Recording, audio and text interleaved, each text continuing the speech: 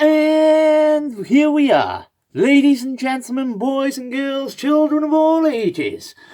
YouTube proudly brings to you its best tag team in the world. We got the phenomenal Tom Dorsey. We got the bold bastard that's growing some hair that'll be off tomorrow, Bigsy boy. And together we bring you the Real Wrestling Show. Dash blog. We are real wrestling fans. We are the Real Wrestling Show for the Real Wrestling Show. AEW. We are real wrestling fans doing this show for real wrestling fans, which we believe is the best product. So, as you know, we do Dark, we do Dynamite, we do News and Rumours. So, I think we should just fucking get right into it, innit, brother? We're talking about kayaking and stuff now, is it? Canoes and rumours. That's what it sounded like to me. Canoes and rumours. That's what we should call it from now on. But yeah, we run through Dark, and then we get into Dynamite, and then, like Rosie said. So, if you've got any notes on the first one, crack on. If you haven't, I'll go. Go. Mike Burner versus Ricky Starks. Ricky Starks win. Ricky Starks man of the match. Moving on. Rising versus Fuego del Sol. No, sorry, Rising and Fuego del Sol versus Jurassic Express. Rising and Fuego not gelling well. Nice Poison Rana fighted by Fuego. Jax assisted powerbomb off the snap near trap. Jax wins, and I went with Jungle Boy man of the match. I went with Fuego man of the match. The only thing you missed was Rising refusing to tag, but you did say they weren't generally wrong. Next up, match 3 was Marty Daniels making her debut. Quite a good presence to this bird. Versus Tay Conti, looking as fine as ever. Tay destroyed her, to be honest. Oh, yes. Oh, yeah. Tay destroyed her pretty much. Nice arm takedowns by Tay. Very noted by Taz, who, you know, into that type of stuff, he knew every single move. Tay KO for the finish. Tay Conti, man of the match. Tay Conti wins. Yep, a bit of a weak TKO, though. I think the green one... the green one messed it up a bit. I think so. Still a guy, though. Decent, though. Next up, we had... Right, I need my notes for this one, because there's just a lot of them. Sean Dean and Zach Clayton and Danny Limelight and Adam Priest and Very Morales versus the Dark Order. We will be one. Yeah, I haven't got many notes on this. Couple. Yeah, go for them, bro. Limelight dive cut and ice. Yeah. Uno and Stu, they were stalling. I don't know what that is, but I put laugh out loud. Nice finish by Dark Order. Didn't write the actual move. Dark Order win, and I went 5 man of the match.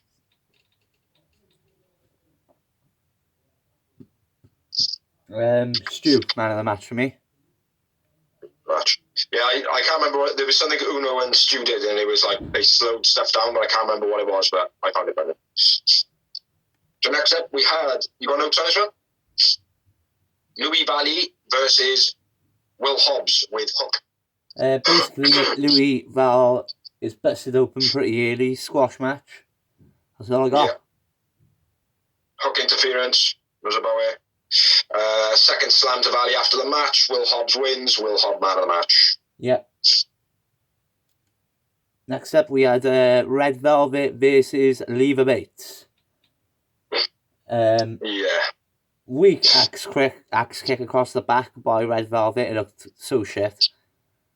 Yeah, dreadful from Red Velvet. Yeah, all round not a great match this one, really not. Which is a shame because I thought it was a nice matchup. With Leva being at the level she is and Velvet coming up. Yeah. But bit of a shit match. I went with Red Velvet won and I went with Leva Bates man of the match. I went Red Velvet man of the match, even though she was pretty bad there. But Leva Bates did do the fuck all. Next up, we had more from the Dark Order. John Silver, Alex Reynolds versus Casey Navarro and El Australiano making his debut. them two suited each other. They probably would make a good team. Yeah, it's worth noting. Casey Navarro has been working Impact the last few weeks as well. I knew his name. I thought I'd seen him on AEW before. No, he's been on he has been on Dark before, but he's been on Impact, and he was on their recent Impact Plus special as well in the Cut tournament. Okay. Yeah, a couple of notes on this one. Stiff landing on a flapjack by Dark Order. Dark Order waiting for the dive fish shit from El Australiano. Yeah, real bad. The side moonsault by El Australiano was pretty good. Yeah, I like that. Sick finish by Reynolds. Somersault scoop thingy, which he actually landed on El Australiano's head. Yeah, I called it a fisherman buster pin. Yeah, it was sick, mate. Yeah, real cool. Like, but if it's dangerous and he's going to squash people's heads like he did in that, I wouldn't go with it unless you can perfect it. Give it to Kaz first, like, do you know what I mean? Like, it's a flux capacitor type move, isn't it? Yeah. No. I went with win. Silver Man of the match for me. Yeah, Dark Order win. Yeah. Dark Order win, yeah. Silver man of the match. Yeah. Worth noting, Scorpio Sky was the guest commentator on that one. Yeah. Next up, we had Lee Johnson and Aaron Solo versus the Varsity Blondes. Peter And they now are blondes. Huh? Griff Gallison's gone proper blonde now. Griff Gallison's gone proper blonde. Yeah. Peter Avalon on commentary. Dropkick powerbomb combo by the Varsity Blondes was quite nice. Yeah. Varsity Blondes win, and I went with Griff Garrison man of the match. I went with Pillman man of the match. Lee Johnson's missile dive was a bit speedy. Very nice. Yeah. Next up, match 9, we had AJ being Anna Jay versus Alex Garcia. I didn't write any notes. You got any? Queen Slayer by 99. Anna Jay wins, 99 man of the match. Anna Jay man of the match. Match 10. Match 10 is Serena Deeb versus Tesha Price with some dude. Yes. They didn't even announce who he was, or what he was, or... Yeah. I'm glad you said that. That's intriguing, though. Then it makes you want to look who this person is, then, do you know what I mean? Like, yeah, so, I suppose. Yeah, shoot. Double swinging neck breaker, then snap snooplex by Deeb was nice. And then I got the finish, bro, so have you got any more? Serena Deeb's submission in the corner was quite nice. Tesha got her leg trapped and screamed at the ref. And then she fell off the corner. That's all I got. Deeb man of the match. Yeah, Deeb man of the match. Yeah. Next up, match 11. Baron Black and Nick Comarato versus Bear Country. I tell you what, Comarato, man, is a fucking beast. He looks like a fucking animal. Yeah. I think Taz might be looking at this dude now as well. Fair enough. Nice electric chair splash by Comarato, I believe. Somersault, DDT, neck-breaking combo by Dante. Yeah. I don't know why I've written Dante, because he's not even in the match.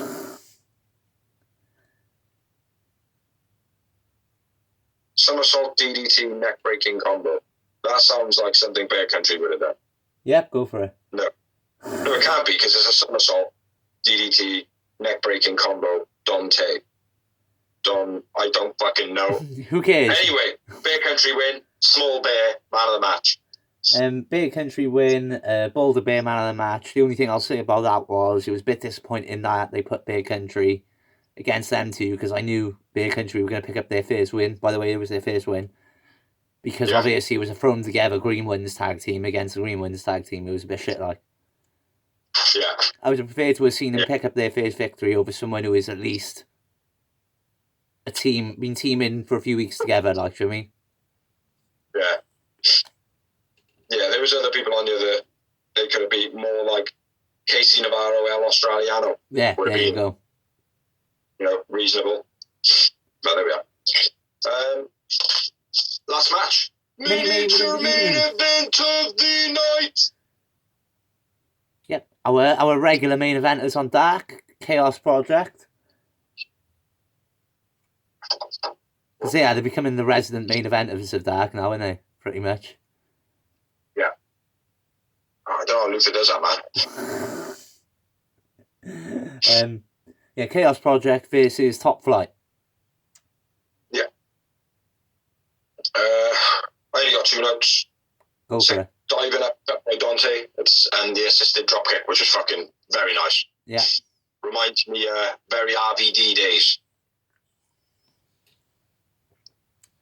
Yeah, man. Top Flight win. And I've gone with Dante, man of the match. Yeah, man. Dante, man of the match. He's a beastly little wrestler, man. Oh, they're both good, mate. He just seems to stand out more as someone goes in the tag teams. But I think they're both real good. Mm. Like, you've got so many tag teams like the Rockers. You had the Shawn Michaels and there's Matt and Jannetty. And then you've got the tag teams like the Hardy Boys. These are more like the Hardy Boys for me. Yeah, except for the Hardy Boys are just like every other tag anyway, because Jeff Hardy is the one that stands out. Matt Hardy is the one trying to make a career. Yeah, I know, but what I mean is Matt Hardy isn't just making it on the fact he's Jeff's little brother, or Jeff's older brother. He's still got the talent and the charisma to make it. Obviously, Jeff is the more talented one, but what I'm saying is Matt's still... He's making it on his own, like. Whereas Matty Jannetty was nothing after the Rockers. No, exactly. But just history just dictates, mate. Do you know what I mean? One of them will always rise higher than the other. Yeah, it's got to, hasn't it? It has to. Yeah. It's a shame, really, and hopefully the way that Top Flight actually comes through the independents, being single wrestlers, that might make them stand up to the time, like, do you know what I mean? Mind you saying that, look at the Shield. Yeah. What about?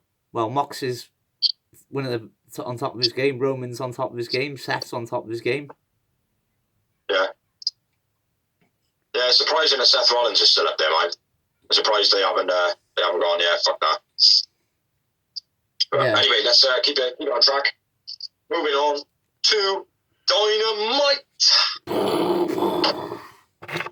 Strobe lights. Hold on.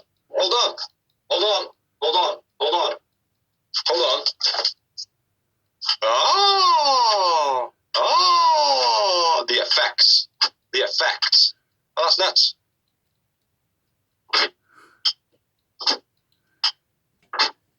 Yeah. That strobe light in was brought to you by the 4-year-olds in us. Yeah. Yeah, rough around the fucking edges, biatch. Anyway, into the main part of the blog, I would say. Yeah, the New Year's Dynamite Smash Night 2. Special thing, stuff. Yeah. So, go for it. Well, Eddie Kingston cuts a promo pre-taped during his ring entrance, which is Eddie Kingston versus Pac. Again, as Dynamite always does, starts off with fire. Yeah, my words was, oh, sick. Yeah. You know, good match. Yeah. Fucking Pac didn't have to take some fucking red chestiness, didn't he? Yeah. Genuinely, right, at one point, I thought Pac was just going to be like, nah, I can't do this anymore, like, do you know what I mean? Genuinely, like, some points in a match where, like, especially the first point where, after all those chops that Eddie slapped him with, like, kind of, he was there, like, kind of holding his chest in, and you could see how red it was. A couple of minutes after that, then, he was kind of like, he was moving around a bit stiff, like, and I thought, oh, fucking hell, man. Yeah. He's going to fucking lose this. That's funny. It starts off... No bastard wins it. The bastard starts off on fire. What's that? The bastard starts off mental, just nuts. Backflips off backflips to the outside. Top rope shotgun drop kick. Uranagi on the outside then by Eddie Kingston. Yeah. That was beast. Neck breaker by Kingston. A beastie German off the Irish whip by Pac. Yeah, that was sick, that was, mate. Yeah. That was real nice. Kicks to King.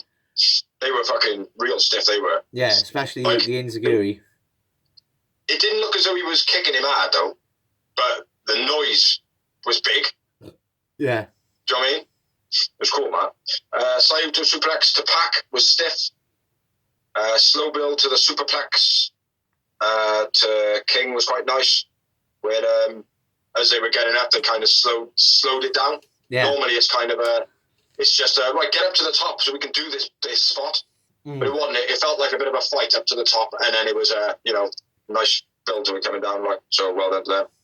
More pump kicks to Eddie Kingston, and then I got the finish. Yeah, man. Beastly Black Arrow. Sick Black Arrow, mate. Yeah. Yeah.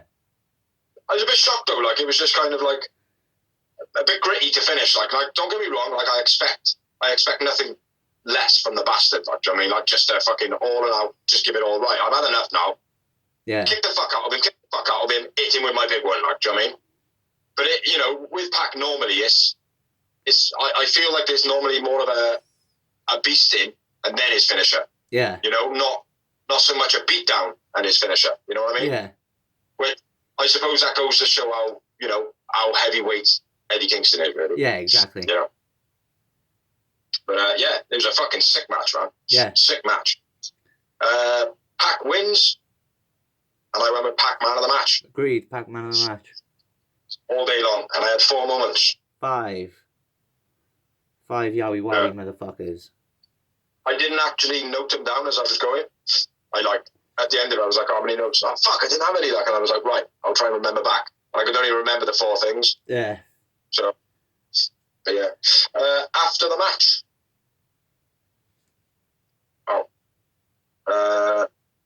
Brutalizer to Eddie Kingston.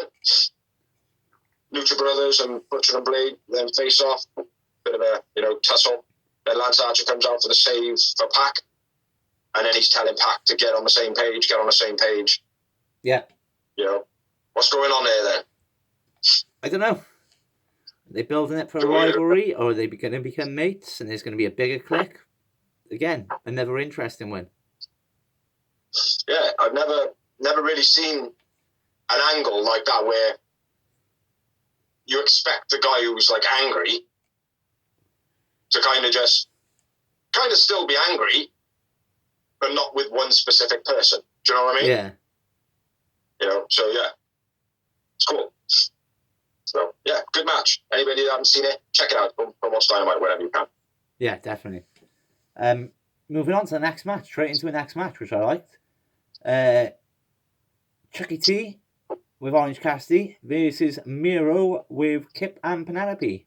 Stipulation being, if Chucky T loses to Miro, he will have to be his young boy / butler. Yes, his fun boy and butt plug. But I've noticed they've stopped using the term young boy this week. Yeah, because it's weird. Yeah.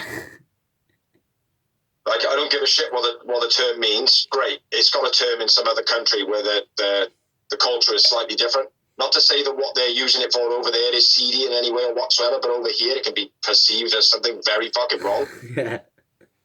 I mean, he's my young boy. You what? Come again? Oh, yes, I will later. Pardon? So, yeah, a bit strange, but anyway. Chuck winning from the beginning, Miro into the wall twice, then into a post.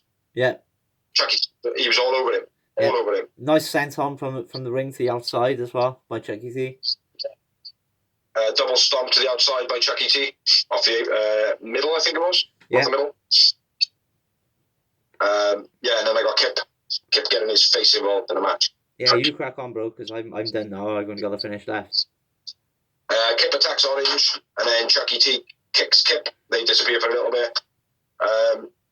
Nice overhead belly suplex by Miro. Yeah. Belly to belly, arm trap, belly to belly. Yeah, that was sick. And then, the camel clutch finish, which he did a lot better this week. Mm-hmm. Considering a lot of the weeks he's just kind of been going over the top of their heads and shit. So, very quick match. Bit of a shit match, I thought. Yeah, it was a bit of a shit match. But Miro wins. Chucky T is now his butler. Yeah. Chucky T wins the match. Yeah, Chucky T man of the match. And I had 0. I had the win. Just the win. Chucky T's very, very plain. I like Chucky T. He reminds me of Bradshaw.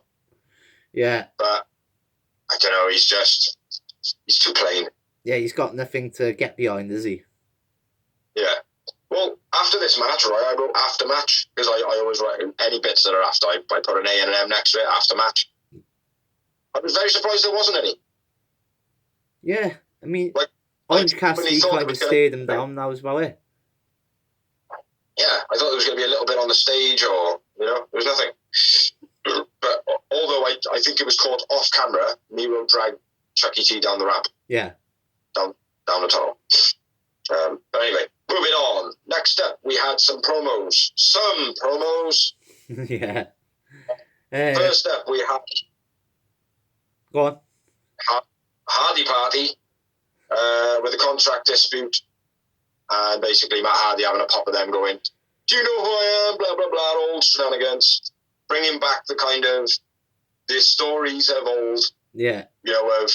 When people used to train under my academy, they used to pay for their knowledge, Yeah. And ultimately, it should still happen, but, there was no fairness in it. The reason it stopped is because people were getting mugged off left, right, and centre. The whole shenanigans now of why a rap artist is actually promoting themselves rather than going through a company because they're getting swindled by doing so. But, Hardy Party, not a great promo from the two dudes, what they call it, Private Party. Matt Hardy was pretty cool, though. Yeah. As he usually is, though.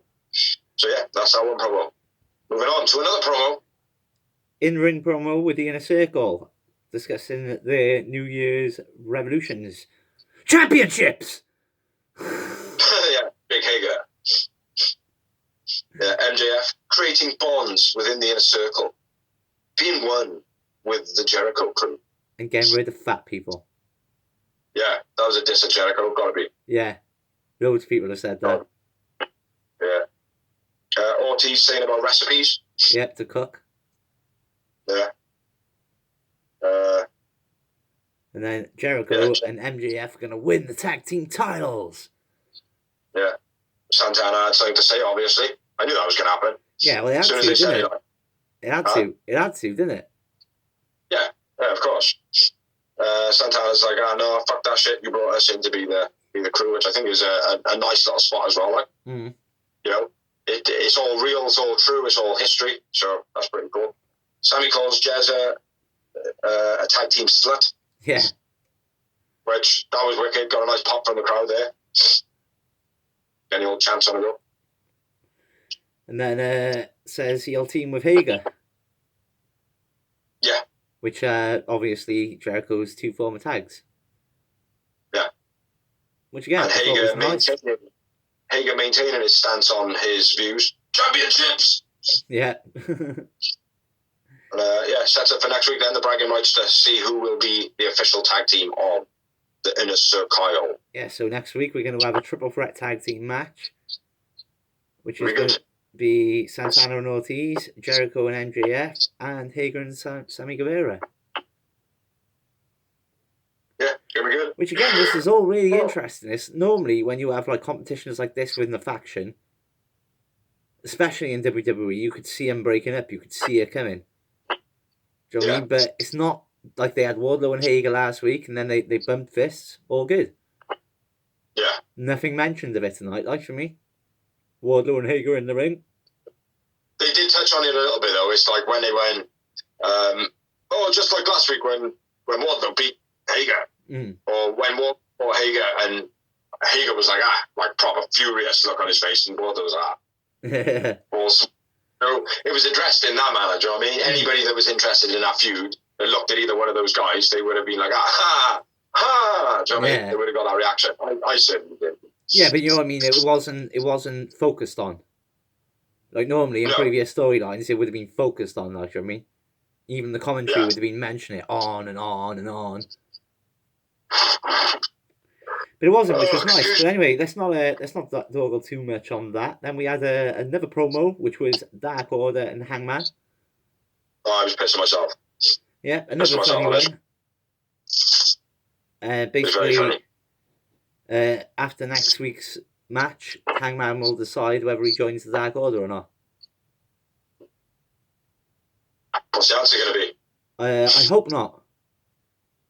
You're hoping not? Yeah, I know he's like, he goes well with the Dark Order and that, but I feel like his stardom is getting drowned by being around the Dark Order. Nah, I think it's only just beginning, mate. I think him joining the Dark Order now, it's just another way of his storyline panning out of, well, who is Adam Page? Yeah, you know? Maybe. That's what I think, anyway, personally. You know, it's. I think he's gonna somehow work out. He's gonna somehow work into the way of, because the way I see it going is the Young Bucks ain't gonna fall in line with Kenny Omega and Carl and Doc. So the Young Bucks are gonna need someone on their side, which is gonna be Hangman, because he helped them out recently as well. Don't forget. They didn't shake hands, but he helped them out. Mm. And I think that was the sleeper seed. That was the sleeper seed, and then keeping Hangman with the Dark Order is to make you forget that Hangman's even involved with the Elite. Well, like I touched on last week, there's still the whole, well, who texts the Bucks? So yeah, there is that. Yeah, you're on it, mate. Yeah, I like that. Hangman, no to the Dark Order, even though it would be awesome. Yeah, it wouldn't. Like I said, it wouldn't be a bad thing. Either way, it's going to be good because, like I said, he's gelling well with the Dark Order. It's all thing. But I just it's going to come out in it, and the Bucks are going to go, well, what did you send that text message for? And he's going to go, what are you on about? Oh, fuck the Bucks. He's like, I didn't fucking send you no message. Yeah, exactly. That wasn't me. Like, I lost my phone. You know, and then it'd be in a whole bit on BTE then, like, dun, dun, dun. Ooh, stole Hangman's phone. You're off camera at the moment, bro, completely. What? There you go. You were off camera then, completely. You went. I'm partying, dude. I'm partying. But, yeah, anyway, moving on. Next up, we had a Darby Allin build-up with Brian Cage promo. Yeah. Which I gotta say, the backing track on this was fucking awesome. The what? The backing track. The music while they were playing the promo, like. Yeah. It was sick. All the music, mate, is fucking pretty cool. Yeah, most of it is, yeah. Mickey Ruckus. Good, most of it. Next up, we had Kenny and Don with the Young Bucks backstage getting ready for the match. This was cool, this one. Yeah, getting ready to go all together, and Don's like, no, you have your own entrance, we'll have our own entrance. You deserve your own spotlight. You're the tag team champions. Come on. Yeah. So you go after us as well. You take the limelight. Yeah. Very slight. Like,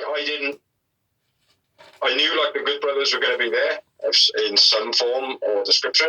Yeah, but you didn't see what they did coming. No, I didn't see that at all. Like, it's like the way he was building it all up, and the fans started chanting the Bucks and all that. I was like, oh, okay, yeah, this is cool, right? You know, no, I'm not going to lie, mate. I felt hook, line, and sinker until Don grabbed the mic. And then the moment Don grabbed the mic, I was like, oh, it's going to be the Good Brothers. Yeah, I didn't see it. Because especially when they said tag team champions, I was like, yeah, definitely. I thought they said AEW tag team champions. No, he didn't. He said tag team champions. So I was like, right, definitely, it's them, like. But if Don hadn't grabbed the mic and it was Kenny talking, I just wouldn't have clicked. But because it was Don, I was like, impact. It just clicked in my head straight away, like. Yeah. Well, the camera goes back to the Young Bucks and Tony Khan. I thought that was pretty cool as well. Yeah. You know, and being like, oh, that's fucking that. You know, that's certainly a surprise. Do you know what I mean? But he's got something's got to happen, mate. Where like he rocks over to Impact, not just a paid advertisement, but rocks over to Impact and is like blah blah blah, and they're like, all right, we're going to do you for infringement. You know, you've come over to our promotion, you've invaded our thing, we haven't agreed on this, blah blah blah blah. Yeah. You know, and then Tony be like, oh, you've come over to our show, and he'd be like, yeah, but you invited us. Do you know what I mean? Yeah. And they all maybe work that way. That'd be cool. Yeah. There's going to be some invasions coming up soon, isn't there? Yeah, it's got to be. Yeah. Yeah, it was very cool. What's called? So yeah, we're into the match now. So it's Kenny Omega now, which we know is with the Good Brothers rather than the Young Bucks, versus Danny Limelight, Varsity Blondes. Yeah, I was a bit disappointed in who they were fighting. Yeah, me too. Yeah, me too. Very much so, man. But I get it because it had to be a squash match. But it wasn't even a squash match, really, was it? No. There was quite a bit of fighting in it. I mean, I gotta say, quite a bit. Garrison took some nice fucking throws into the railings from the Good Brothers. Like he left his feet and went to the side into the railings and took them out properly. I like that. Yeah. Because like I said, they've been using the guardrail so much lately, it's become impossible to entertain me with them. But they probably use them good. And with Garrison being such a big guy as well, it looked real nice because he's not a tiny guy, like. Mm-hmm. Limelight, nice top rope arm drag by Limelight. He reminded me very much of Darby Allin, the way he done it. Yeah. Guitar Crusher sold really well by Danny Limelight. Nice old school backbreaker by Kenny. He looked like Bret Hart when he done it because he didn't just... Yeah. He proper held... Like, he backbreaked him and then he held him in that position for a little bit before he shoved him off, like. Yeah. Which I like.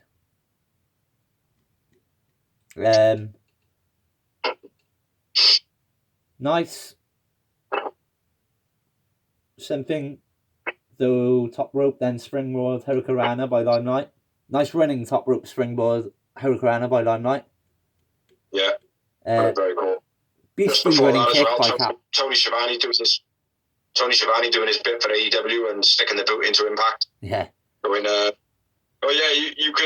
can see their pay per view. It's We Are Dead pay per view. Yeah. Already killed. Like that. Already killed, or. Yeah, already killed or something like that. And when he said "We Are Dead," I was creasing like so I didn't hear exactly what else he said, but I thought it was very funny. Triple squash Kenny with the Good Brothers. Yeah. That was pretty cool. I was in the advert break. I had adverts all the way through mine. I don't know what it was, mate. It was the same, mate. It was I had the same copy as you this week, so. Yeah, it's fucking dreadful. Like you said, Limelight, nice Hurricanrana.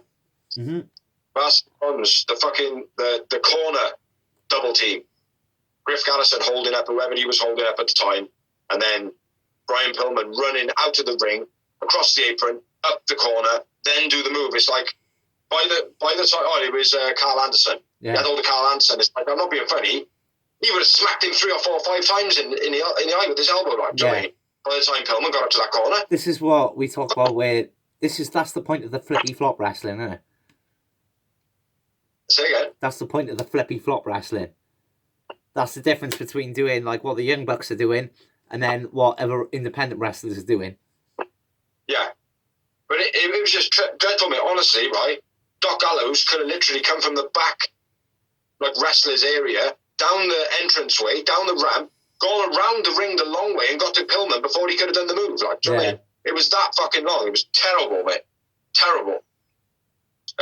My next bit then is the bit where they basically destroyed fucking Griff Garrison. So if you've got any notes on that, bro, I just wrote they destroyed Griff Garrison because they fucking did. Fair play. Beastie winning kick by Anderson. Beastie counter into the spine buster on Limelight by Anderson. And then I got the finish, bro. So same as me, bro. The Magic Killer. Yeah, the Magic Killer. Bam, done. Good night by the Good Brothers. Omega and the Good Brothers win, and I won with Danny Limelight, man of the match. Same. I had after the match. I had 4 moments. One. Just the one. After the match, Mox comes out. Penta and Phoenix come out. They save Mox from getting a bashing. Then a shitload of feds come out. Yeah. Then the Bucks come out. Lucha Brother kicked the Bucks in the face. More feds come out. Then Don and Kenny Omega leave slightly while Mox is in the ring, like, what the fuck. Yeah. It was pretty cool, but a little bit underwhelming. I think the problem is AEW are also falling in the trap of what WCW did and having too many melees during one show. Yeah. Do you know what I mean? And also... And they talked about this recently as well. Cody said about they've got to start getting a bit more continuity in the fact that, like, the reason it was touched upon is because on the one show, they had two same segments of people joining groups. Yeah. I think it was MJF joining in a circle and it was somebody else joining somebody else. And it was like, well, we can't be having that on the same show. It's like all the time. Do you know what I mean? So this is an instance of that, I think. Yeah. But yeah, a little bit underwhelming for me. Yeah. But still, it was pretty cool. I wasn't disappointed in it, but for the spot it didn't get the reaction it should have. You know, considering Impact Wrestling Tag Team Champions have just turned up. Do you know what I mean? You should have got a bigger pop. You should have got a bigger end result. But not bad. It wasn't bad. It wasn't piss poor down the toilet or nothing. No, I'm not saying that at all. Like I said, it was pretty cool. It was entertaining. It just, I don't know, it just didn't feel right. It just, there was something missing from it. When the feds come out, they were shit feds. It's like, they were like, oh, the locker room's emptied out. And it's like, no, it hasn't. The Young Bucks haven't even come out yet for a start. There's no Cody. There's no Lance Archer. There's no Butcher and Blade. There's no Eddie Kingston. There's no locker room. It's just all the green ones. Don't even go there, like, do you know what I mean? At least say, the young talent have had enough. Or the wrestlers around the ring have had enough. Yeah. Don't say the locker room, like. Yeah. But anyway, let's move on. To the debut of the waiting room promo on Dynamite. With Cody Rhodes. Yeah. Same old shenanigans from Britt Baker as well. Look under your chairs. Everyone looks under the chairs. Ha! Or in Reba's voice. Ha! Which I think is fucking hilarious. This is Cody for the big show and his tattoo. To start off before Cody even comes onto the show. Yeah.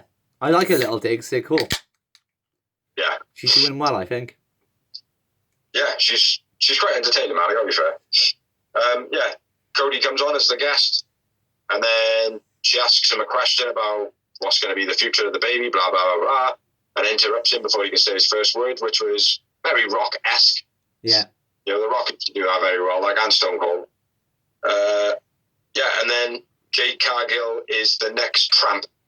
I meant slut. I meant, why did she have to be a guest? That's what I meant. But she looked like a fucking tramp. She reminded me of Little Kim. No. Yeah, Little Kim used to do that, mate, back in the day. She used to turn up to parties with P. Diddy. Dressed like... but Little Kim... Huh? But Little Kim, a lot smaller. Like, do you know what I mean? She didn't look like a dude. Like, I don't mean to sound, like, sexist or whatever, but the woman is not attractive in any way. Do you know what I mean? Like, she looks like a tramp. I don't understand why she's sitting like that for a promo. Like, in the ring, fair enough. But for a promo like the waiting room, no. Even if you're backstage, fair enough, because you might be getting ready for a match. But she knew she was going on to a talk show. Dressed as a tramp. Yeah. But, yeah. Dreadful. Anyway, move on. Move on. Don't focus on it being looking like a tramp too much. Yeah. Red Velvet comes out and then slaps the tramp.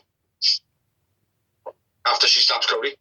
And then I wrote Carnage in big capital letters. Red runs into Cargill's elbow. You notice that? Yeah. When she burst through the door and Reba fell on the floor. Yeah. As she ran in, Cargill just kind of put her elbow up like that and she's like, whack, straight into it. That looked quite stiff. By the fucking tramp. And then then it went a bit fucking bonkers, man.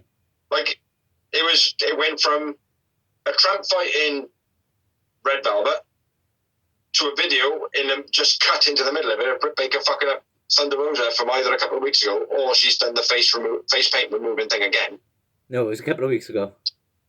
But then it just goes into Thunder Rosa video. Yeah. That just kicks in. It's like, what? What the fuck is going on? What's happening? Have we just like come out of the TARDIS or something? But then Thunder Rosa was doing a video saying, pero coloca se peleto. If I spoke Spanish and I swore at someone's mother, I do apologise. But lots of Spanish or Mexican she was speaking, and I didn't understand a fucking word of it. Even the English part sometimes. Yeah, she's got a very strong accent. Yeah, the one thing, right, that I shouldn't have understood, which I did understand, was February 3rd. Like, well, do you know what I mean? Like, even though I shouldn't have, because she didn't say February. So, she said February 3rd. So I might have this in my news, but I might not. I can't remember, so I will state it. Let me say it. Go for it. This just in, Jake Cargill is a fucking tramp. No, that wasn't it. But, I'll drop that anyway. Fuck Vince. Basically, she said that Tony Khan phoned her up and said, this is what you didn't understand. Tony Khan phoned her up and said that it needed to be a big match. This was a big match. It needs to be on a big night. You do belong here, and I want to see it on the bash, whatever it is, the Bash of the Beach, or the Beach Bash, or whatever it's going to be, which February 3rd is. And he was like, I think this match needs time to build. But that storyline, the real reason is Thunder Rosa has been in contact with someone with COVID, and she's self-quarantining. Oh, is she? Yeah. For 2 weeks. She hasn't been tested positive, but she's like I was just before Christmas. Mm-hmm. I just worked with someone who had it. And I was in close contact without a mask. 2 weeks in the house. So that's all that is. Yeah. Okay. February 3rd. Bash at the Beach. Year 2. So moving on to the next match. It was carnage, man. Yeah, it was a bit of a botch up paper promo, wasn't it? They didn't really know how to like WWE when they do promos like that. They know how to cut the screen, so you know what's going on. Like, I mean, it kind of just it was kind of like us. They just press pause and then play again on the different pattern. Like, when we go for a toilet, like. Yeah. But don't get me wrong, like, it's like our cutting should be terrible because it's literally us pressing pause. Do you know what I mean? It shouldn't. Like, do you know what I mean? We advertise it as rough around the edges. Do you know what I mean? If it's advertised, we don't care. If someone in AEW is trying to, have a bit of a banter with us, you will win. You will win. Because we just paused the video. That's... But thanks. Thanks for playing. And at the end of the day, right, if they pull us out, if they stop us from doing this, what are they going to do? Because everything we say, they do the next week anyway. I know. We're like the free storyline writers. Fucking crazy. I'd love it if that was true. We stopped doing our blog, like, phone call. Oh, guys, we've run out of storylines. That'd be fun. Are we still rolling, by the way? Yeah. Anyway, let's move on to the second match? Third match. Fourth match, which was Jex versus FTR. Jungle Express versus FTR. Fuck the Revival. And it was Marco sent the Jungle Boy without Luchasaurus.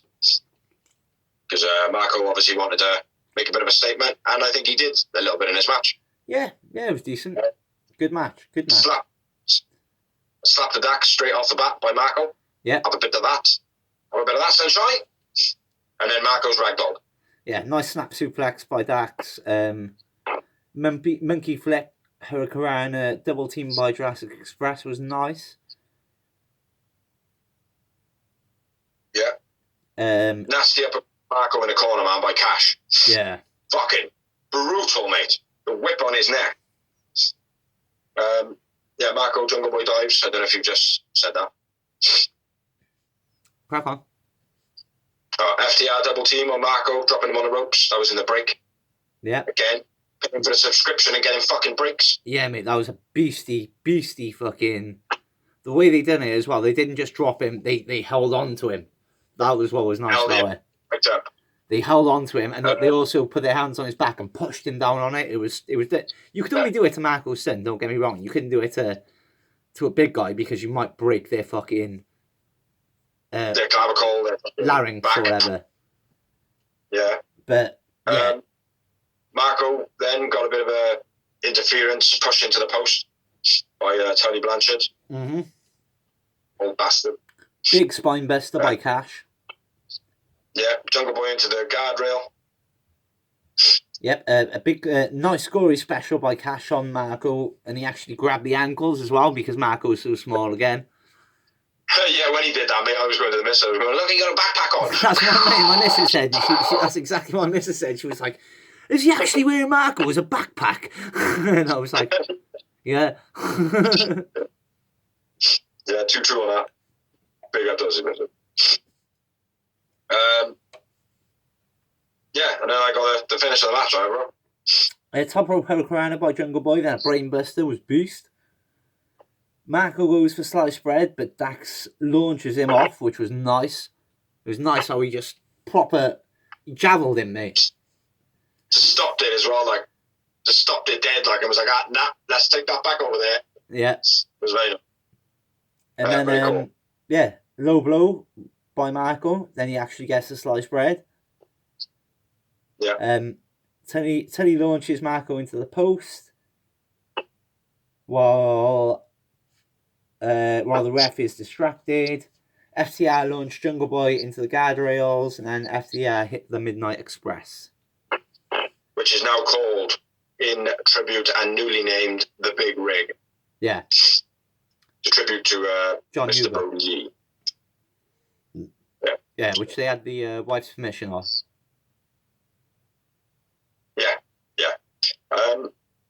Yeah, FTR win. Marco, man of the match.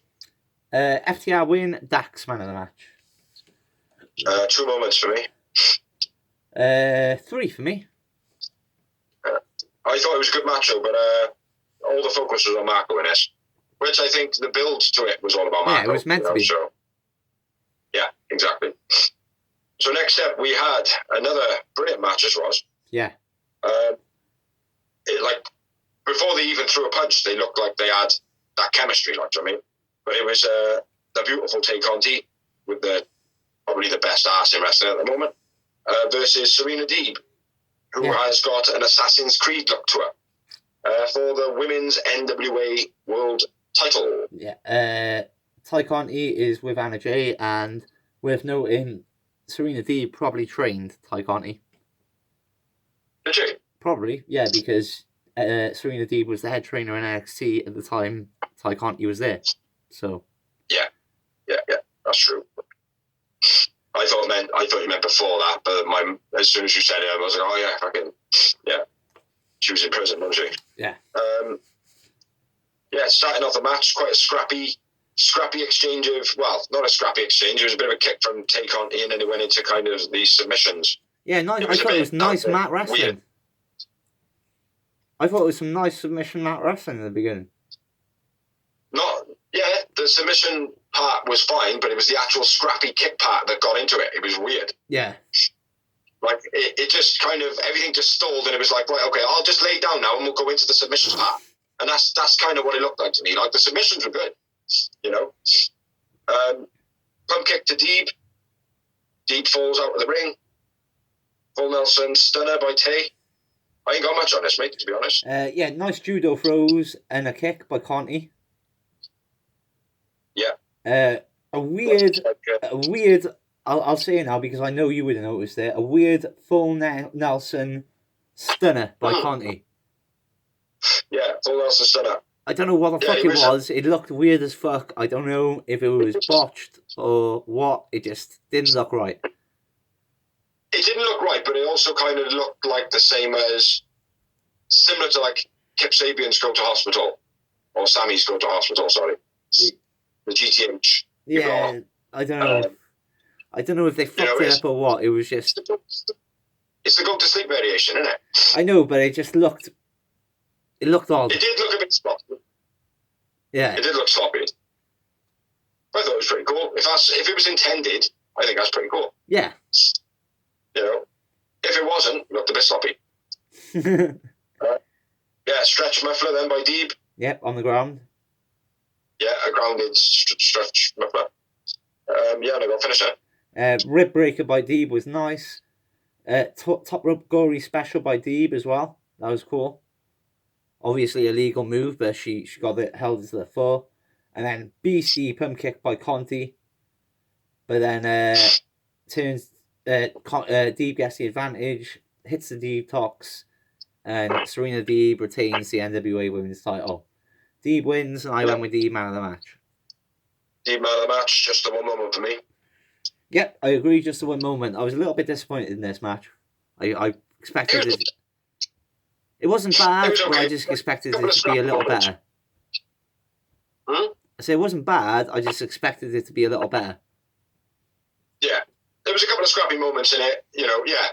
I agree, like for what it started out, and it's like, oh, okay, these women, you know, these two birds here, now they're going to put on a display here, like, and I was like, oh, well, that was a little bit scrappy. That let it down quite a bit, that. Yeah. You know, and then it's like, oh, awesome, bit scrappy again. That kind of let it down. It shouldn't be happening from these, what look like real potential, you know, quality wrestlers. You know what I mean? Deeb is already a world-class wrestler. I don't care what anyone says, she's trained enough wrestlers. And let's not forget, she was in WWE with CM Punk and Doc Gallows back in the day. Yeah. So, and she wrestled plenty of independent scenes. She's a great wrestler. And Conti is still very young. Like I said, I've been a fan of her from day one. Ever since I seen her in her first match in the Mayan Classic, I was like, I like her. Yeah. For obvious reasons. She has something. She's beautiful as well. That helps. Yeah, she's got everything, mate. Without fighting, she's pretty much got everything going for her. Mm-hmm. You know, then she can fight. Exactly. You know what I mean? She's got a unique style as well. She's not just a standard wrestler. She's got a style to her. Yeah, and she's not just when that's what I want to be a wrestler. She's done judo and all sorts of stuff. So yeah. But I do as well. I do like Anna Jay and Ty Conti. I can see them being a formidable tag team already. Actually, because their single matches they've been pretty run decently. I can see them being like a challenge to Diamante and Ivelisse. Yeah. Or even whoever the knockout champions are at the moment. I was just about to bring that up. The pay-per-view on Saturday, this Saturday, is going to be the first champions, isn't it? So. Show me what? Oh, yeah, exactly. So, you know, that's an angle as well that we played. Yeah, so next up we had a promo, and it is the Dorsey promo. The Dorsey bit. So next week...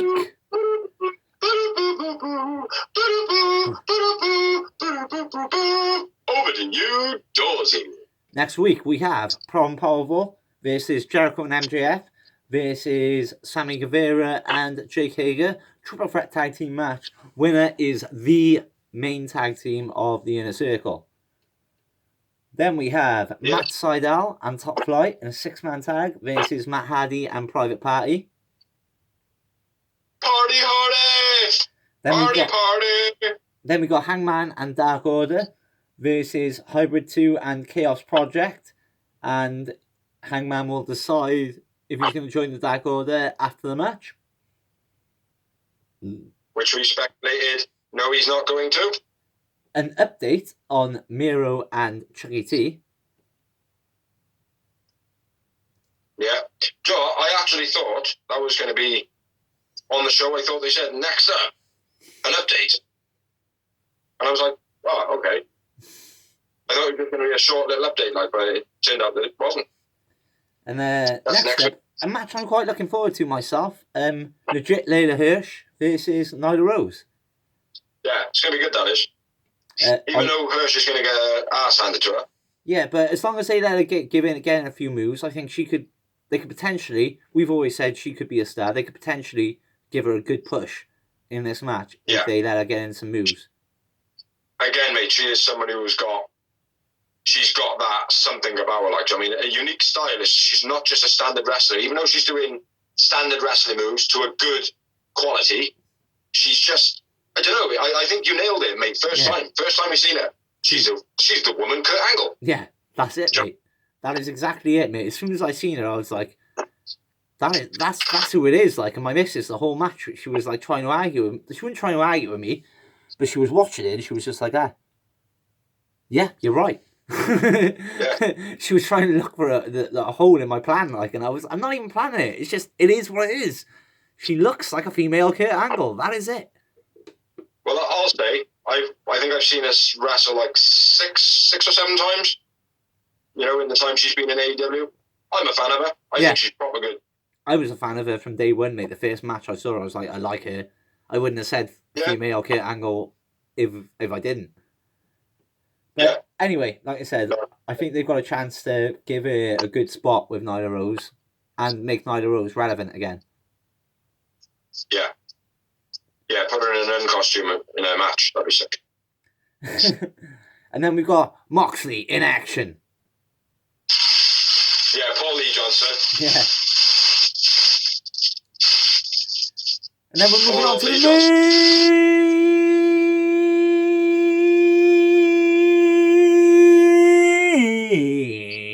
main, which was a match I was very much looking forward to. Brian Cage versus Darby Allin for the TNT Championship.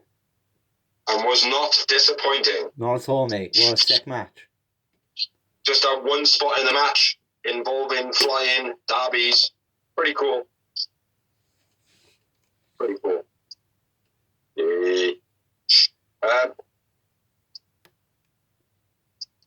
Darby. Stop. Straight for in with the knees. That's alright. I thought the video paused, but it didn't. Carry on. Oh, Taz on commentary. Yeah.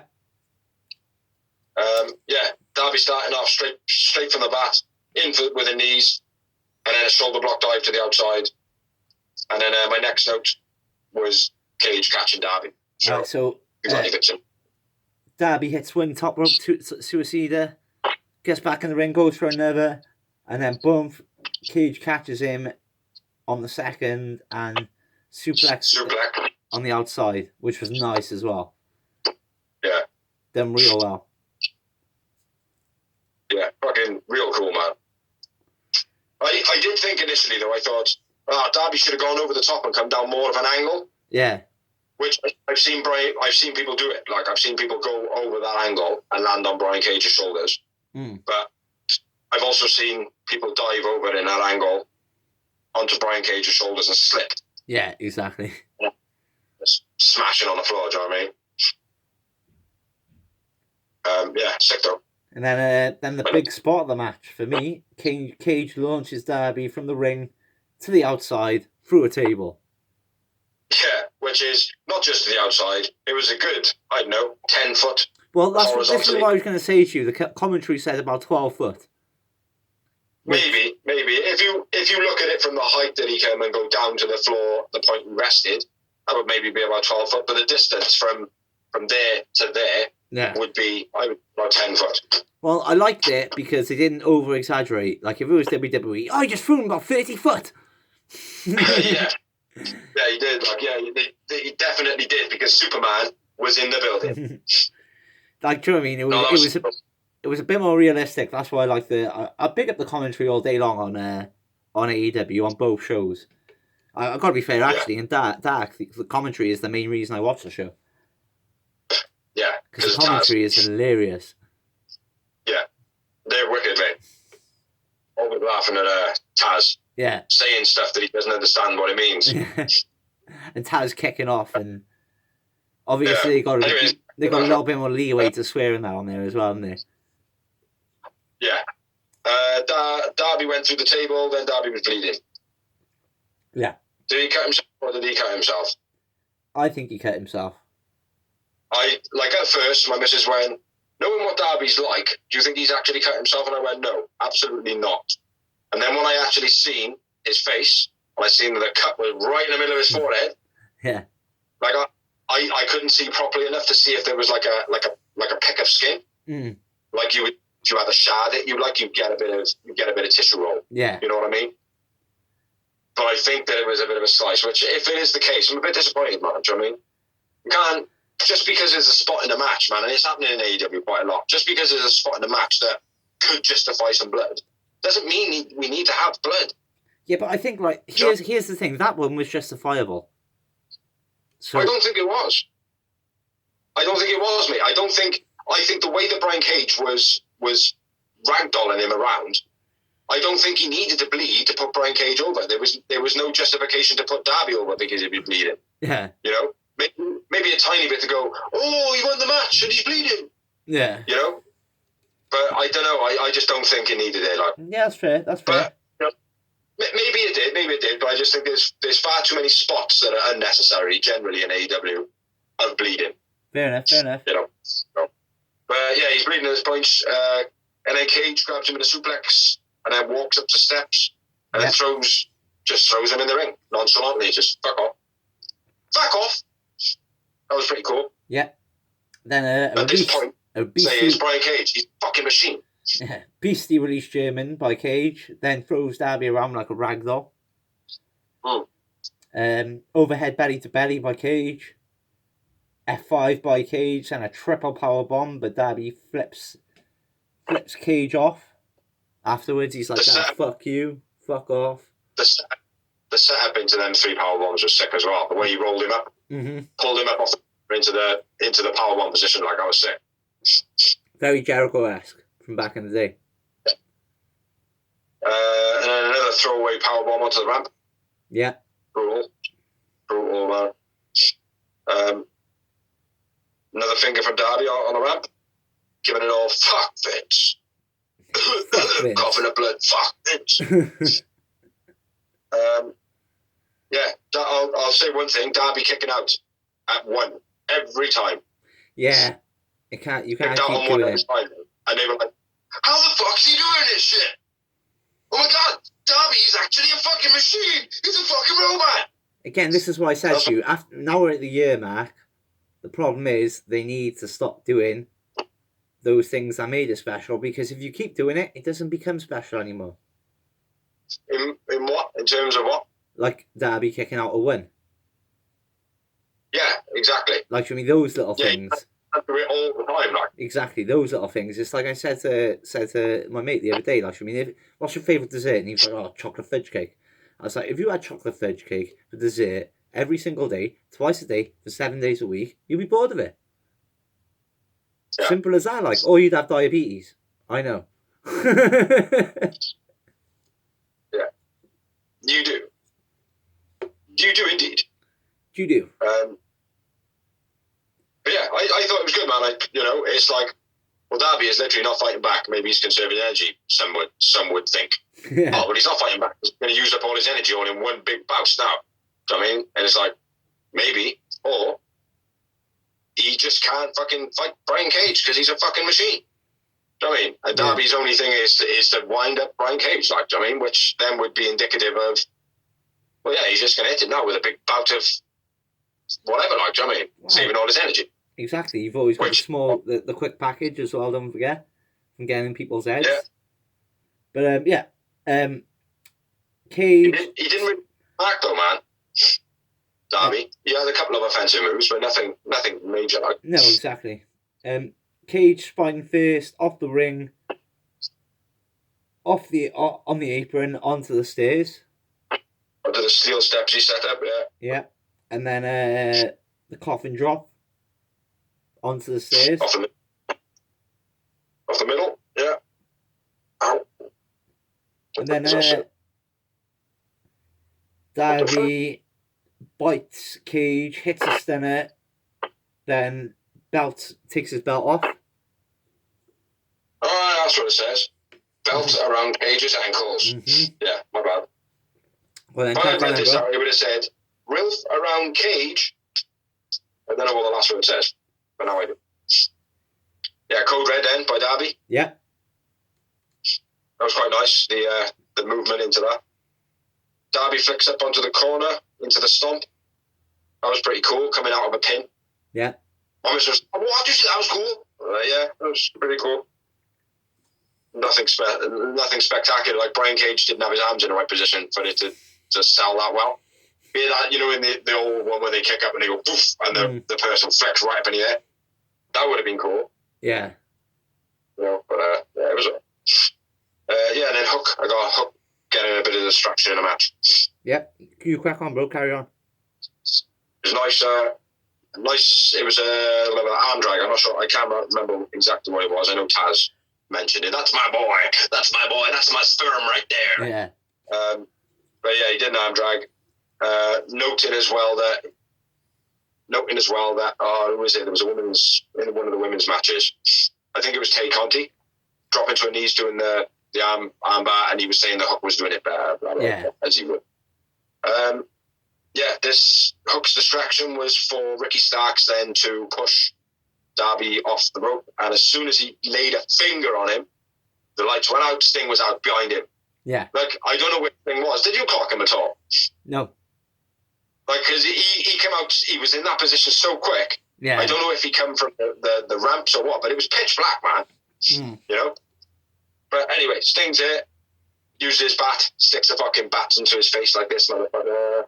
And then crack up a bit of that, motherfucker. Fucking crack in his belly, motherfucker. Ricky Starks on the floor, motherfucker. One thing I gotta note before I forget, big up to AEW for listening to the Real Wrestling Show blog and having Sting appear on the show without telling us beforehand.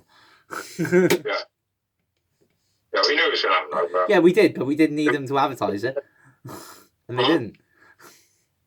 Yeah, it was a much better surprise. Yeah. Crucifix bomb off the top looked nasty as fuck to Darby. Yeah, it did, didn't it? It looked like he got squished.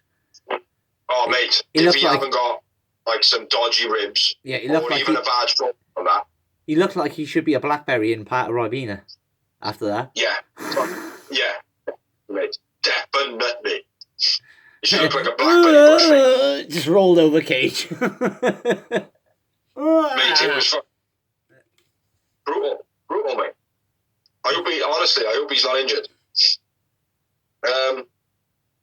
All of the weight lands on Darby's side, pulled him over the top. 1, 2, 3, you're still champion, Darby all in. Which we called. Yep. What's going to happen? Darby man of the match for me as well. Darby wins, I went with Brian Cage man of the match. Yeah, well I went with Darby, so fuck you. Fuck Vince too. Fuck Vince too. Fuck Vince too. But out of a main event, and I went with 6 yowie moments. I had 8. After the match, Team Taz on a ramp, Sting and Darby in the ring. That's the end. Yeah. So no after the match. So I'm going to dark order this shit right now.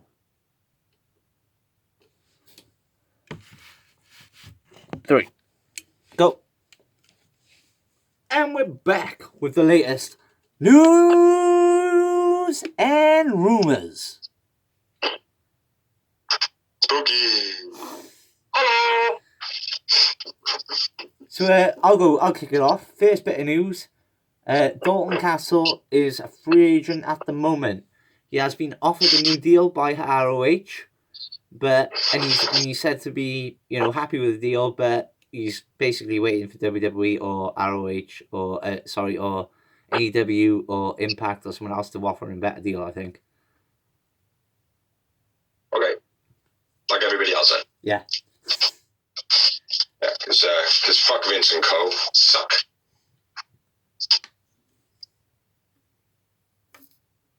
I gotta pull my trousers up, man. 2 seconds. Do another one, man. Drew McIntyre tests positive for COVID-19. That is the WWE champion of Raw. He's not showing any symptoms, but he has to self-quarantine for 2 weeks. Today, I'm reading a rumour this morning, which is, I haven't even written this down, I just read it this morning. Apparently, Vince McMahon's fuck Vince, is well pissed off with Drew for putting himself in a position where he could even get it. How can you not put yourself in a position where you can get it when you're the WWE champion? Vince has obviously some of the laws in Britain where, Drew McIntyre should have been hanging around in schools, supermarkets, hanging around in aeroplanes, places like that. He was obviously quarantining. Position where he shouldn't have, and I mean, like I said, he's tested positive for it, but he's not showing any signs or nothing. He's just got to self-quarantine for 2 weeks. But because the Royal ratings have recently just been on the build, he's pissed at him because obviously he wants to expose his champion on the show while the ratings are going up. So the rumour is, this morning, that he might strip Drew McIntyre of the title.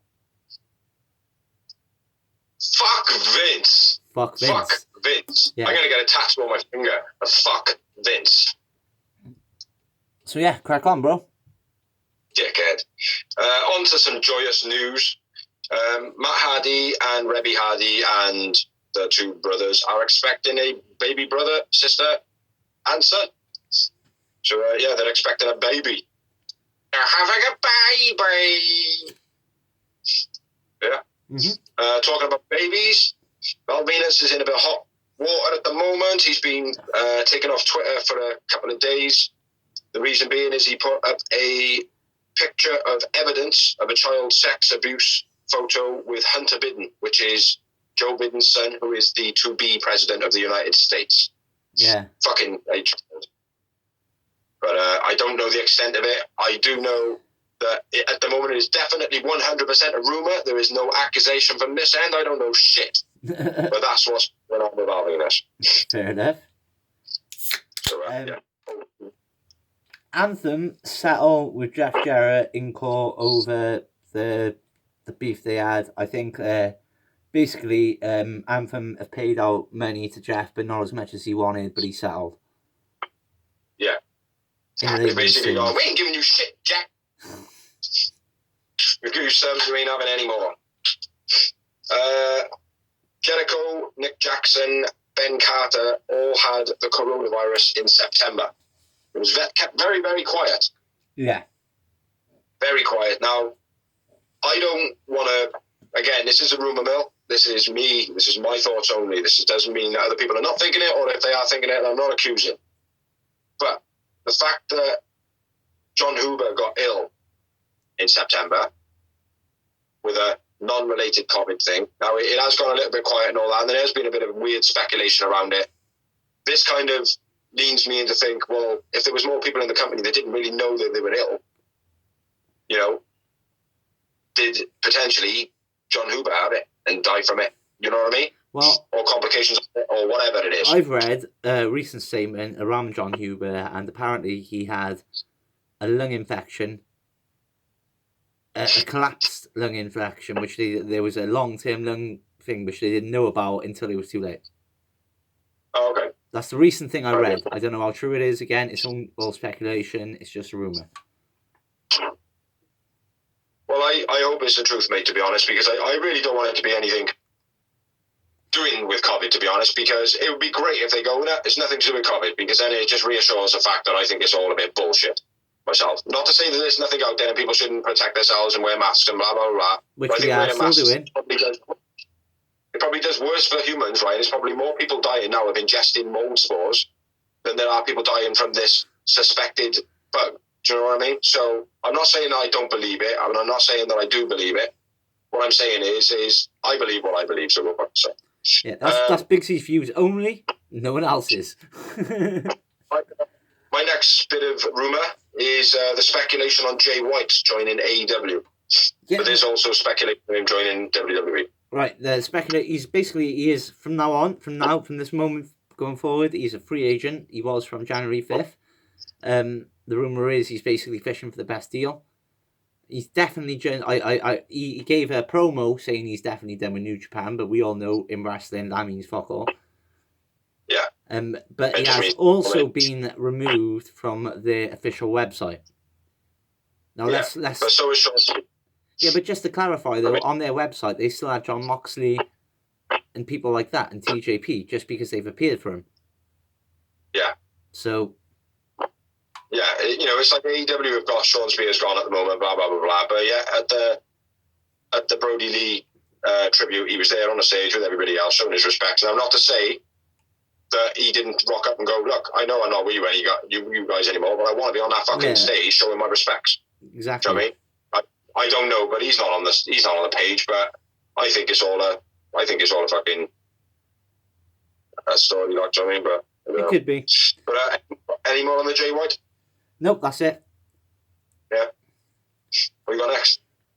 Next up, Cody talks more of a UK tour, and AEW talent maybe having to run the reins in a bit on their own creativity. What do you mean? Well, like I said, like we were talking about earlier about Dynamite with spots, where everyone's joining everyone.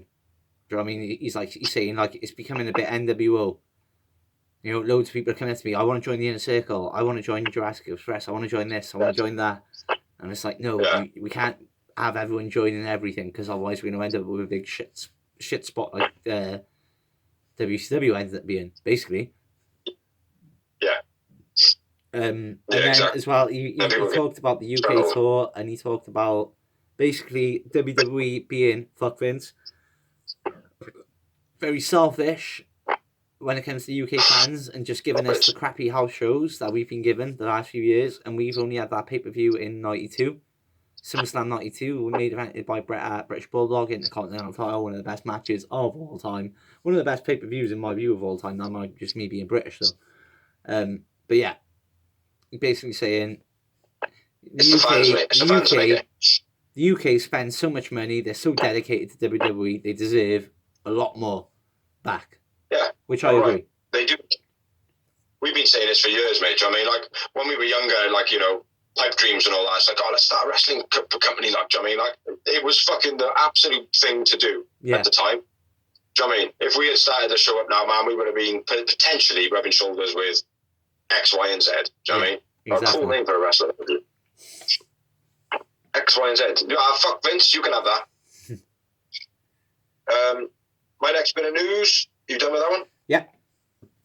Ooh, my battery's running low. Ricochet stalling on his WWE contract. Ricochet would be a nice signing for AEW.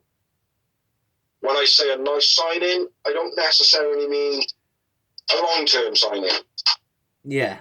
Because I don't believe Ricochet has got much to offer other than ability. Yeah, he's not.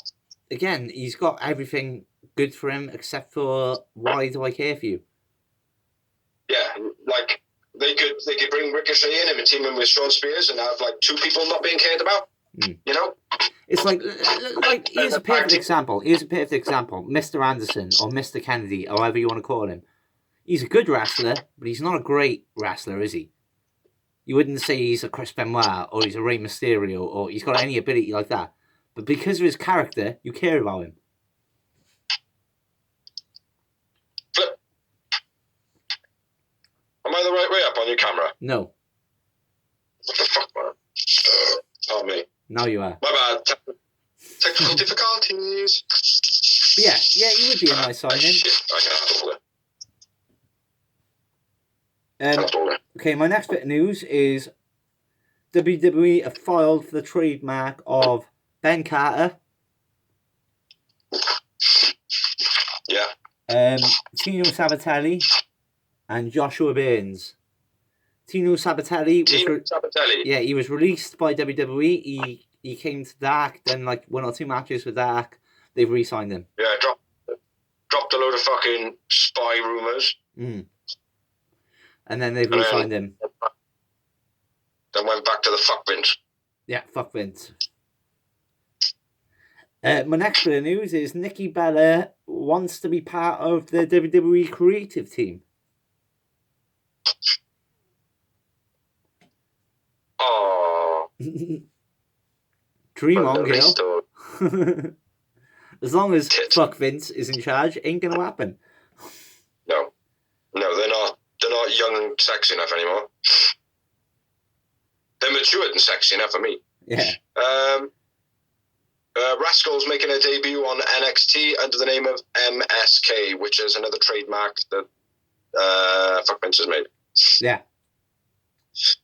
I got 4 minutes.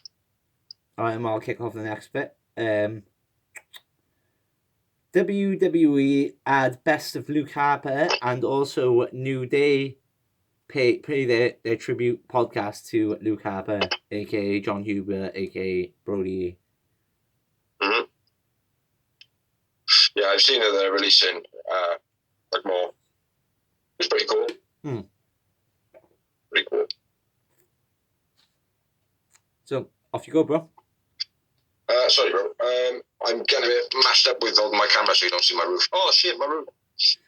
Kofi Kingston, legitimate injury to his jaw. Apparently, don't know to what. Fuck. I don't know to what degree. Do you know any more on that? No, I haven't read anything about that, bro. No, but I did read it somewhere. So yeah, Kofi Kingston potentially baddie jaw.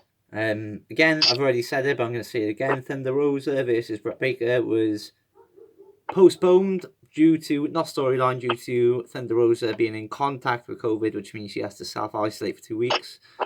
Basically, so if she cancels any other shows during those 2 weeks, which she's scheduled to be at, that'll be the reason why. I didn't know that. There was a news bit I read, but it sounds something like "fuck Vince" would do. Fuck Vince, fuck Vince, fuck Vince. You paused, bro. You're frozen. He's frozen. Oh my god. Technical difficulties, people. Fuck Vince. Fuck Vince, fuck Vince, fuck Vince, fuck Vince, fuck Vince. Yeah, apparently he made Lita do the live sex celebration with Edge, even though Edge, John Cena, a few other people, I think it was John Cena, were basically saying, no, you shouldn't be doing this. He was like, oh, no, God damn it, there's some good shit. Yeah. And he made her go out and do that. Yeah. And then she basically quit the company after that. Yeah, and they basically buried her. If you can remember back then, they buried her on the way out as well. Absolutely fucking buried disgusting. her. Yeah, fuck Vince. Fuck Vince, big time on that one. And fuck anybody that was under his protege-ship. Yeah. Meaning Triple H and a couple of other people. Do you know what I mean? Like, fucking disgusting. You know? Yeah. Dreadful. Somebody should have stood up for him, especially if John Cena and Edge, which she said, both of them, this is out of Lita's mouth, and I'll believe it, because I could tell watching it was uncomfortable. Live, I remember watching it. Yeah. I remember watching it with you and going, this is fucking weird, isn't it, bro? Like, I mean, this is a bit fucked up, like, for me. And that's wrong when we're about to see Lita naked. That's awesome. That was what it was. It's degrading as fuck. Yeah. But, obvious news, AEW win the ratings this week over NXT. I don't think it's so much news, to be honest. That should be a bit that we just do at the end. It should be news if NXT wins the ratings, shouldn't it, really? Well, yeah, it would be, wouldn't it? It'd be news if they won it. But, yeah. Teabag from Retribution has been causing a Twitter beef with Sammy G, saying that Sammy G stole a finisher. Sammy G rebuttal, basically saying, no, you think you're fine that you fucking stole the finisher, you moron. Then Sammy said something about him not having any wins, even though on Raw that night he got a win. The first one in his career, I think. And then Teabag brings up the whole Sasha Banks thing, which hopefully Sasha Banks goes to this Teabag and fucking tells him, oh, fucking curb your enthusiasm. Don't need to be brought back up, does it? No, exactly. It doesn't, does it? It's been buried, so why bring it back up? Especially when you're not part of it. The thing is now, though, it's like Sasha Banks don't really hold any power at all anymore because Snoop Dogg has done, gone to the enemy. Yeah. So she haven't got no hold. She haven't got no power now, but at the same time, she'd be like, well, all right then, let me go then. I'll just go over to fucking AEW. Bye. So she has got that pull. The whole power play she had in the beginning wasn't to do with Snoop Dogg. It was like, I'll just go to AEW. That was it. That was it. So it's still the same power play. Yeah. But, fuck Teabag and fuck Vince. Yeah, fuck Teabag and fuck Vince. Sha Samuels debuts and signs with NXT UK. Who? Sha Samuels. He was you'll know him from ICW. I know Sha Samuels. He's all right. Nice guy boy. I've never really rated him, to be honest. No. He was on World. He's okay. He's a put-over guy at best. Yeah. But it's worth noting he was given some other name on the show. And halfway through the match, he cut a promo saying, I don't care what these guys say, I'm Shah Samuels, blah, blah, blah. So. Oh, was it? Yeah. Quite. I don't know whether that was scripted or not. I watched it.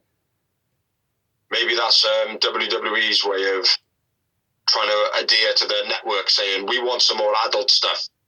Do you know what I mean? Yeah, but it's that's NXT kind of UK. We'll get someone to say their real name on TV. It's NXT UK. It doesn't mean nothing in America, bro. All right, sorry, I misunderstood you from the beginning there. I thought it was on NXT. No, NXT UK. Where all the people from ICW go. Yeah, not that impressive, really. Last bit of news from me. New commentary team on Impact Wrestling. Yeah. Madison Rain is retiring and getting out of the wrestling business by all accounts. Don Callis is obviously talking shit in people's ears on a different promotion at the moment. So it's going to be going to D'Lo Brown and Matt Striker. Striker being the colour commentator. Yeah, colour commentator from, well, he worked for WWE for a tiny bit, mainly known for Lucha Underground. Has worked for Impact in the past. And I'm not sure who this D'Lo Brown guy is.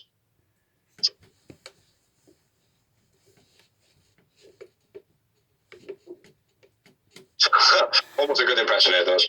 Yeah, I can't. Almost as good as. I think if I could pull the muscle of him. That's the news I got. Yeah, you stole that off me, you bastard. Matt Riddle. Riddle. Stole it. Matt Riddle celebrates Weed being dropped off the banned list by UFC. Says Weed. It's not yet. 9 years too late, but because he got banned for smoking it. He was like 9 years too late, but happy days. Yeah. And another last little note on Matt Riddle, his contract is expiring. Yes. I read that he had signed a new one, but then I read something today or yesterday saying basically, no, that never happened.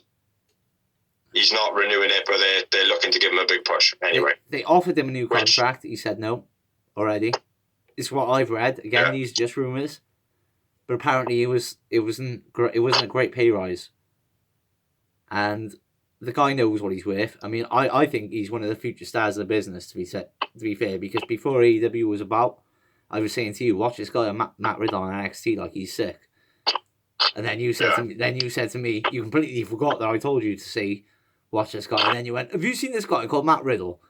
And I was like, yeah, I told you to watch him.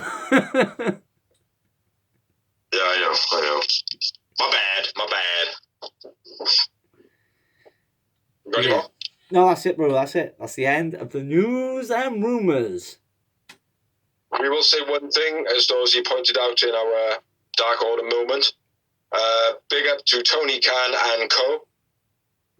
for the shorter version of Dark this week. Yeah, only because I think hour and 35 minutes long was a lot more bearable. Yes. And even though it's still a little bit long, the tactic of putting really, really long shows on so that when you only chop 25 minutes off, it makes it seem as though it's a lot shorter. And it isn't really that much shorter. An hour would be much cooler. Yeah. But well done on the short show. Yeah. And keep it up. Brilliant entertainment this week from AEW. Yeah. As always. I think it's maybe 2 weaker shows out of all of the shows they've put on. Like 2 that have been like, oh yeah, that wasn't all that good.